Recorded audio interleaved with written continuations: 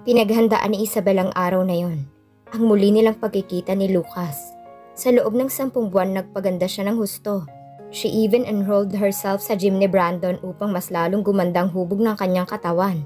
Humaba na din ang kanyang buhok, na dati hanggang balikat lamang niya. Ngayon ay alon-alon ito hanggang sa kanyang bewang. Pinakulayan niya din ang kanyang buhok ng medium brown, kaya mas lumitaw ang kaputian niya. Alam niyang magkikita sila ngayon ni Lucas dito sa vacation house ng mga Guerrero, kung saan gaganapin ang birthday party ni Madam Grace Guerrero. Sinama siya ni Brandon sa party na ito dahil din sa kahilingan niya. Isabel, sana hindi na tayo pumunta dito kung ganyan ang isusuot mo. Nakakunot noo si Brandon habang nakatingin sa suot niya. Nakasuot siya ng isang nakakahalina na 2-piece swimsuit. Sinadya niya talaga magsuot ng ganun upang makita ni Lucas ang sinayang nito. Habang naglalakad sila ay hindi makapagpigil ang ilang lalaki na mapatitig sa kanyang kagandahan. Sa ganito ako masaya, Brandon. Hayaan mo na ako. Di ba nga sabi mo enjoy life to the fullest? Maarte niyang sagot. Aaminin niyang pilit niyang binago ang kanyang sarili dahil sa pangiiwan at pangbabasura sa kanya ni Lucas 10 months ago. Nawala ng dating mahiyain na Isabel na kilala ng mga ito.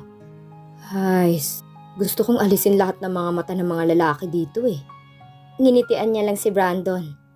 Oh, look who's here. Napataas naman ang kilay ni Isabel nang magsalita si Marlene sa kanyang likuran. 10 buwan niya din itong hindi nakita.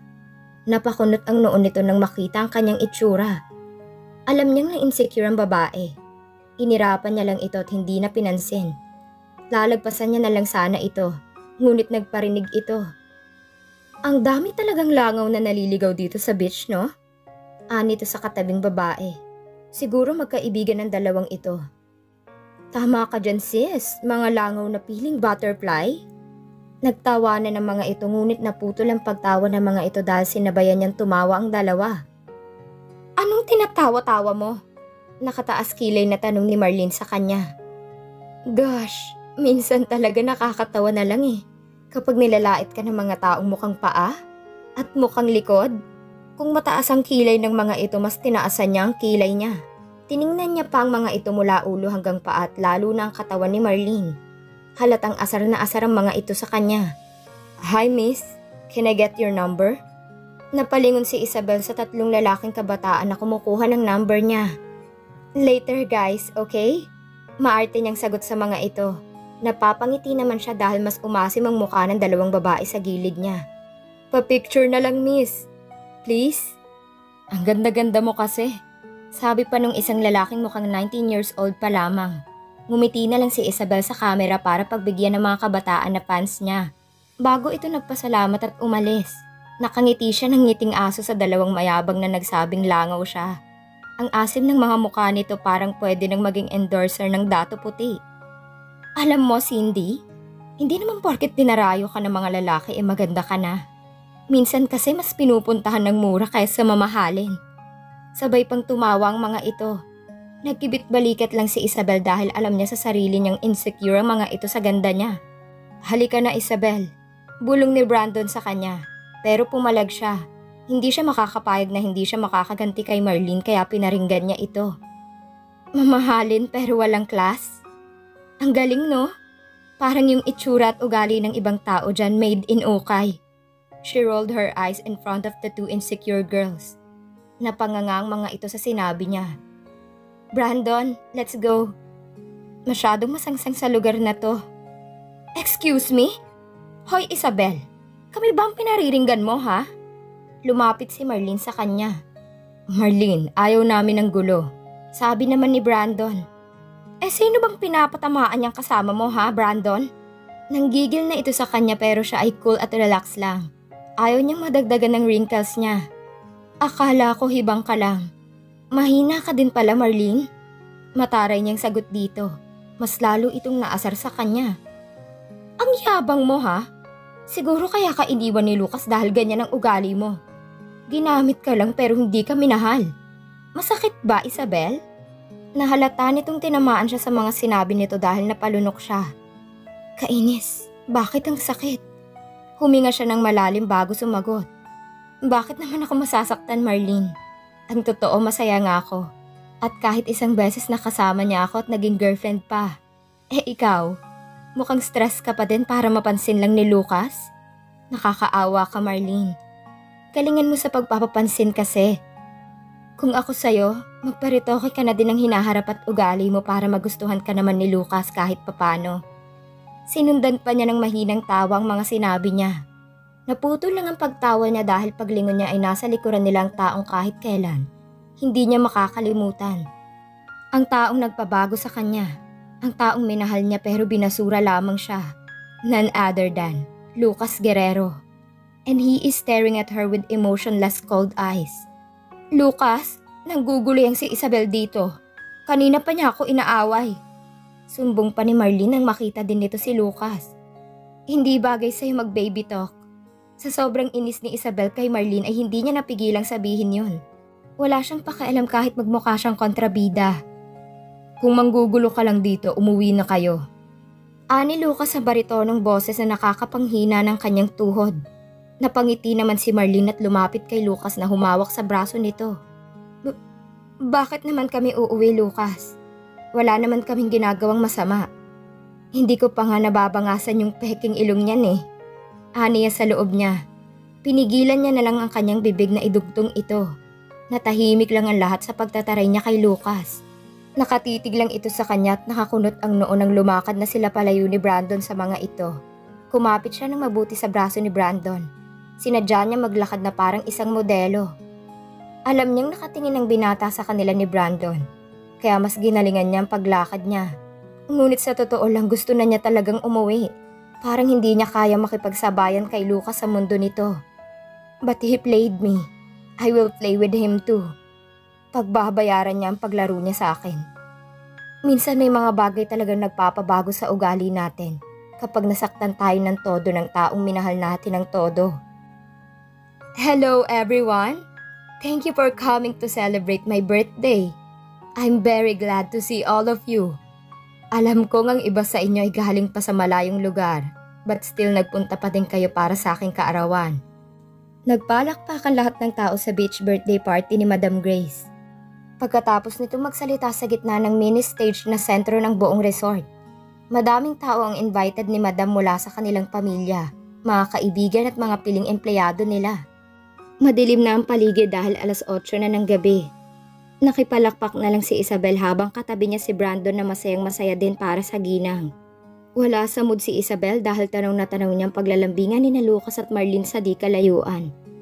Alam niyang nakita siya ni Lucas kanina na nakatingin sa mga ito. Kaya parang sinasadya pa nitong lambingin si Marlene. Huwag mo silang tingnan. Napaghahalataan ka. Tumayo lahat ng balahibo sa katawan ni Isabel nang marinig ang bulong sa kanya ni Brandon.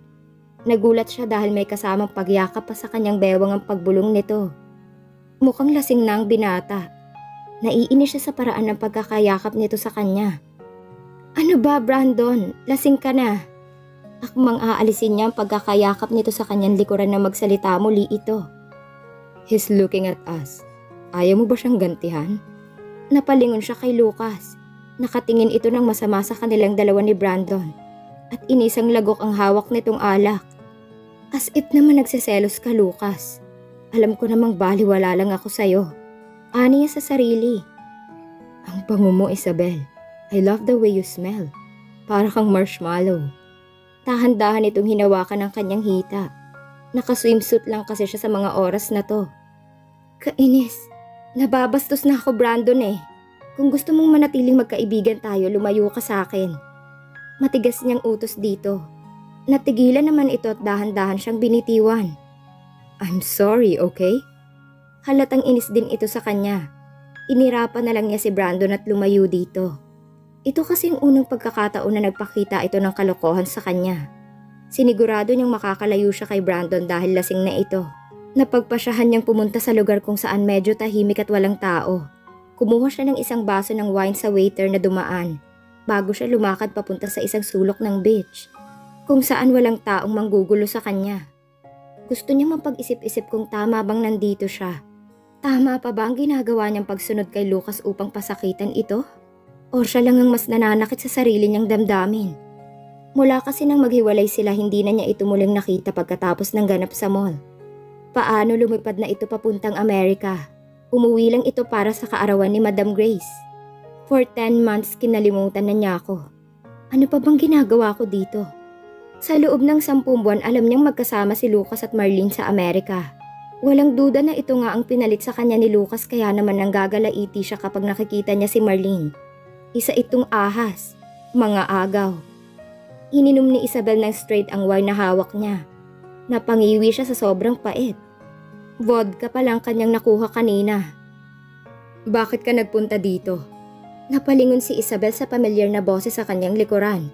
Walang ibang tao kundi silang dalawa lang. Napalunok siya nang mapagmasdan niya ang mukha nito. Mapait siyang napangiti. Dahil ang mukha nitong gabi-gabing hindi nagpapatulog sa kanya. Ikaw, bakit ka nandito? Sinundan mo ba ako? Pinilit niyang hindi pumiyok dahil pakiramdam niya nanginginig ang tuhod niya. Sa loob ng 10 buwan na-miss niya ang binata. Ngumiti ito ng parang naiinis. Bakit naman kita susundan? Parang matilos na bagay ang tumama sa kanyang puso sa mga salitang binitiwan nito. Sa bagay, hindi mo naman talaga ako sinundan kahit kailan. Hindi niya mapigilang maiparamdam dito ang pait na kanyang nararamdaman. So kayo na pala ni Brandon? O dati pa kayo na? Mapait din itong napangiti. Kulang na lang maging ampalaya silang dalawa sa sobrang bitter nila sa isa't isa. It's none of your business. Ang kapal ng muka. Siya na nga yung may iba dati. Hindi na kinaya ni Isabel ang pag-uusap nila ni Lucas kaya tinalikuran na niya ito. Akmang lalayuan niya na sana ang binata nang bigla siyang halain nito palapit sa katawan nito. At biglang halikan ng kanyang labi. Nanlaki ang mata niya sa sobrang gulat dahil sa paghalik nito sa kanya. Isang maparusang halik ang ginawad nito sa kanya. Pinilit niyang makawala sa bisig nito at pigilin ito. Ngunit masyadong malakas ang puwersa nito. Mahigpit ang pagkakayakap nito sa kanya. At ang sarap ng paghalik nito. Mainit ang labi ni Lucas na para bang sabik na halikan siya. Hindi na siya makapag-isip ng maayos kaya unti-unti na lang niyang ipinikit ang kanyang mata. At sabayan ang paghalik nito. Naramdaman niya na mas pinalalim nito ang halik sa kanyang labi dahil sa kanyang pagtugon. Sinasabayan niya ang halik nitong may pananabik. Halos maubusan sila ng hangin sa paraan ng kanilang paghahalikan. Sinasabayan niya ang bawat galaw ng labi nito. Pareho silang hingal nang maghiwalay ang mga labi nila sa isa't isa. Nakatitig lang sila sa bawat isa. Muli na naman itong inangkin ang kanyang labi ngunit sa masuyong paraan na ng paghalik. Just like before. Kung paano siya nito halikan para bang mahal na mahal siya nito. Ganitong paraan nito sa kanya noon. Lucas! Para naman silang binuhusan ng malamig na tubig nang marinig nila ang boses ni Marlene na tinatawag si Lucas. Papalapit din ang yabag nito kung saan sila naroon. Nakatitig lang si Lucas sa kanya. Hindi na niya inayos ang kanyang sarili dahil nagulo ang kanyang buhok at kumalat din ang kanyang lipstick. Gusto niyang makita ni Marlene ang kanyang itsura sa mga oras na to. What is going on? Galit na boses ni Marlene ang nagpalingon sa kanya. Isang nakakalokong ngiti naman ang binigay ni Isabel kay Marlene. Oh, sorry. Naabutan mo pa kami ni Lucas. Maarte niyang sabi bago siya tumingkayad at ginawaran ng halik sa pisngi si Lucas. Idinikit pa niya ng husto ang kanyang katawan sa binata. Natulala naman si Marlene sa kanilang dalawa ni Lucas. Until next time, Lucas. Bulong niya pa kay Lucas bago siya tuluyang lumakad palayo sa mga ito. Naririnig niya ang pagsigaw ni Marlene. Pinipigilan lang ito ni Lucas na gumawa ng iskandalo. Napangiti naman si Isabel ng mapait dahil may bahagi ng puso niyang nalulungkot. Bakit niya ako hinalikan? Paaasahin na naman ba niya ang puso ko? Isabel! Napalingon si Isabel sa babaeng tumawag sa kanya. Walang iba kundi ang galit na si Marlene. Galit na galit ito sa kanya hanggang ngayon. Kahit isang oras na ang lumipas. Kakatapos niya lang kumain sa beach buffet na handa ni Madam Grace. Madaming tao sa paligid kaya gumawa na naman ng eksena si Marlene. Nandito na naman ang epal. Tinaasan niya lang ito ng kilay at binaliwala. Mga agaw ka? Hindi ka ba natatakot sa akin ha? Nilapitan siya nito. Tiningnan niya lang ito mula ulo hanggang paa at ngumiti ng matamis. Bakit naman ako matatakot sa'yo? Ipis ka ba? Sa ipis lang kasi ako natatakot. Nagtawa na naman ang mga tao sa paligid dahil narinig nito ang usapan nila. Natanaw niya din si Madam Grace, nakangiti itong nakatingin sa kanilang dalawa. Nagawa mo pang magbiro? Pagkatapos mong ahasin ang boyfriend ko? Sasampalin sana siya nito, ngunit mabilis niyang nahawakan ang kamay nito. Tinaasan niya ito ng kilay at mapang-asar siyang ngumiti dito. Sa ating dalawa, alam natin pareho kung sino ang ahas. At kahit kailan hindi mo naman naging boyfriend si Lucas, kaya wag kang assuming. Wake up, darling. Nananaginip ka na naman eh. Binitawan niya ang kamay nito at nagtitigan sila ng masama. Nakangiti siya ng mapang-asar na ngiti, kaya lalo itong nagalit sa kanya. Well, akong magiging bangungot mo, tandaan mo yan. Tinulak siya nito ngunit hindi naman siya natumba. Matagal na akong binabangungot. It's payback time, darling.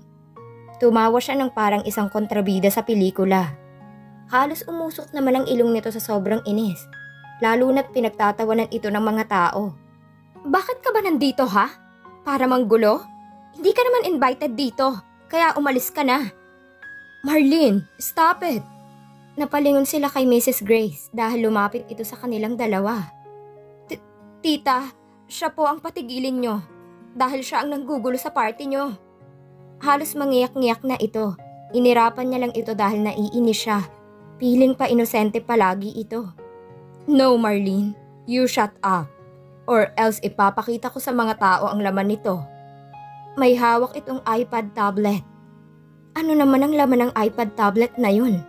Nanlaki ang mata ni Marlene at parang tinakasan ito ng kulay sa muka. Parang takot na takot ito. Tita? Takot na wika ni Marlene. What's that, ma'am? Napalingon silang lahat kay Lucas na kakarating lang at para bang bagong ligo pa. Nothing, son. Ngumiti lang si Ginang Guerrero at lumayo na sa kanila. Nagtataka naman siya kung ano ang laman ng iPad na yun. Napatingin siya kay Lucas dahil nakatingin ito sa kanya. Tumakbo naman palayo si Marlene at sinundan ito agad ni Brandon. Nagtataka si Isabel kung anong nangyayari. Bakit parang takot na takot si Marlene sa laman ng iPad na yun? Let's talk.